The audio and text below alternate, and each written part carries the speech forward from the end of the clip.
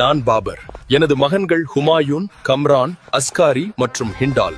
அவர்களின் அறிமுகம் மற்றும் ஆட்சி செய்யும் பகுதிகளை பார்ப்போம். நான் ஹுமாயூன் டெல்லி மற்றும் ஆக்ராவை தலைமையிடமாக கொண்டு ஆட்சி செய்தேன். பிறகு எனது தந்தையின் ஆசைப்படி பேரரசை சகோதரர்களுக்கு பிரித்துக் கொடுத்தேன்.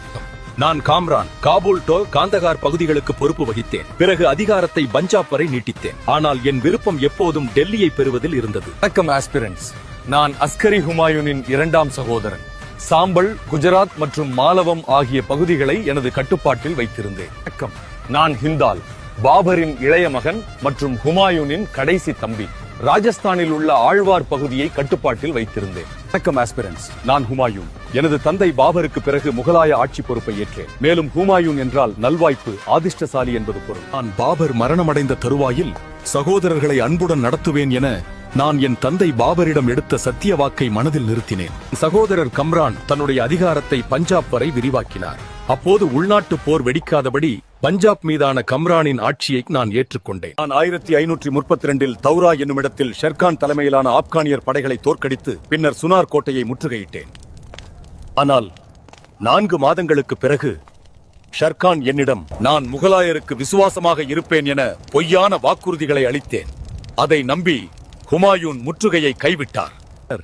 என் எதிரிகள் தங்களை வலிமைப்படுத்திக் கொண்டிருந்த போது நான் டெல்லியில் தீன்பனா என்னும் புதிய நகரை உருவாக்குவதில் ஆர்வமாயிருந்தேன். பிறகு நான் குஜராத்தின் பகதூர் ஷாவை தோற்கடித்து அப்பகுதியை அஸ்காரியிடம் ஒப்படைத்தேன். ஆனால் குஜராத் மக்களின் கழகங்களை அடக்க இயலாது அஸ்காரி ஆக்ரா திரும்பினார்.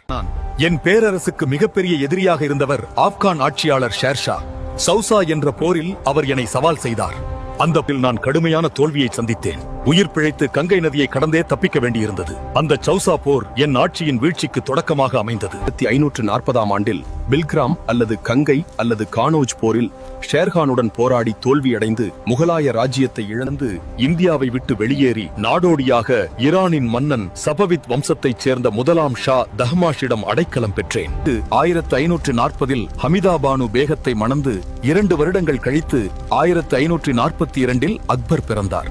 ஈரான் ஷா மன்னரின் உதவியுடன் 1545 கந்தகார் மற்றும் 1550 காபூலை தனது சகோதரர் கம்ரானிடமிருந்து கைப்பற்றினேன். இறுதியாக 1555 சிர்ஹிந்த் போரில் சிக்கந்தர் சூரியை தோற்கடித்து மீண்டும் டெல்லி மற்றும் ஆக்ராவில் முகலாய சாம்ராஜ்யத்தை மீட்டெடுத்தேன். 1556 நூலக படிக்கட்டில் விழுந்து இறந்தேன்.